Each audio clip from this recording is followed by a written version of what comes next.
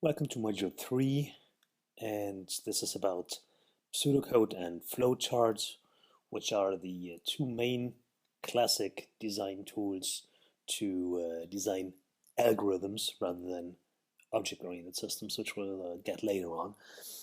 So we'll touch on both of these. We'll mostly concentrate on pseudocode because, as we'll see, flowcharts have some serious drawbacks for complex applications. So it's really more pseudocode than anything else. But of course, since flowcharts still do play a role in today's world, I'll definitely expose you to some and show you the basics around these as well. And they're not difficult to understand anyways.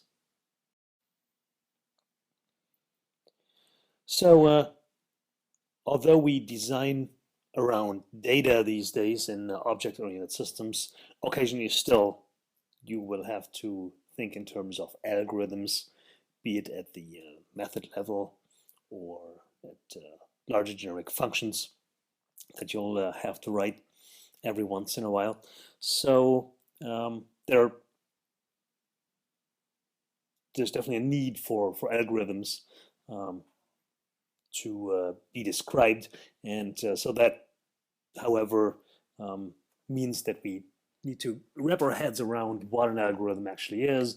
And so the first thing that you'll ask, it's a fairly peculiar word, so where does it come from?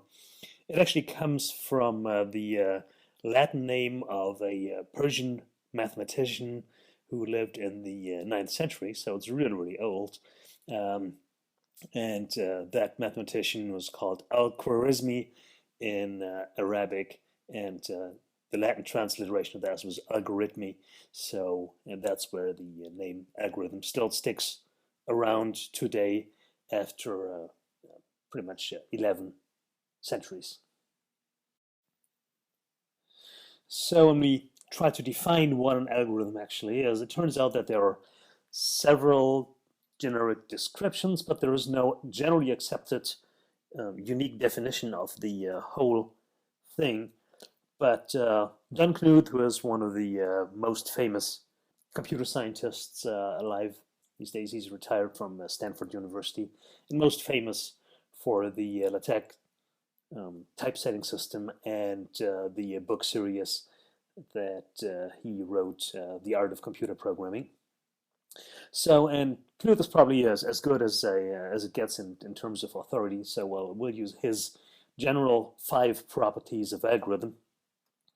And he says an algorithm is a set of instructions, inputs, and outputs, where, and this is important, the algorithm must terminate after a finite number of steps, and also in a finite and preferably reasonable amount of time. So you don't have to wait until the sun burns out for the algorithm to terminate. And so termination is very important. Specifically means that an infinite loop is not an algorithm. Each step should be unambiguously defined, and this is outside of the world of programming, which is surprisingly hard to do.